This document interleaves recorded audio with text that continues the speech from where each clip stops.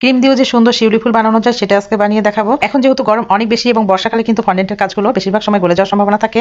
একটা পথ যখন বন্ধ হয়ে যাবে তখন অন্য পথ অবশ্যই খুঁজে নিতে হবে, সেরকমই একটা অবস্থা।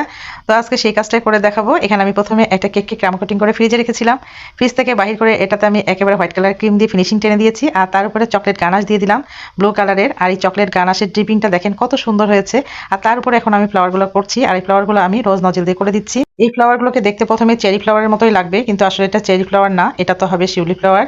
এখানে একটু ঘন করেই আমি ফ্লাওয়ারগুলো দেওয়ার চেষ্টা করেছি, কারণ ঘন করে দিলে মনে হবে যে অনেকগুলো ফ্লাওয়ার এখানে পড়ে আছে।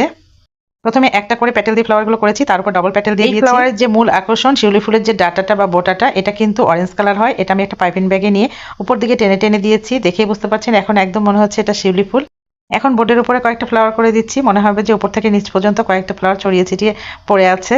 দেখতে এত বেশি ভালো লাগছিল কেকটা সামনাসামনি। এখন কয়েকটা পাতা দিয়ে দিচ্ছি, এভাবে পাতাগুলো দিলে দেখতে বেশি সুন্দর হয়। পাইপিং ব্যাগের মুখটা সামান্য একটু তির্যকভাবে কেটে নিয়ে পাতাগুলো দিচ্ছি, এখানে কোনো লিপ নজেল ব্যবহার করা হয়নি। শিউলি ফুল বানানোর এই টেকনিকটা আপনাদের কাছে কেমন লাগলো? যদি ভালো লাগে অবশ্যই একটা লাইক দিবেন, কমেন্ট করবেন।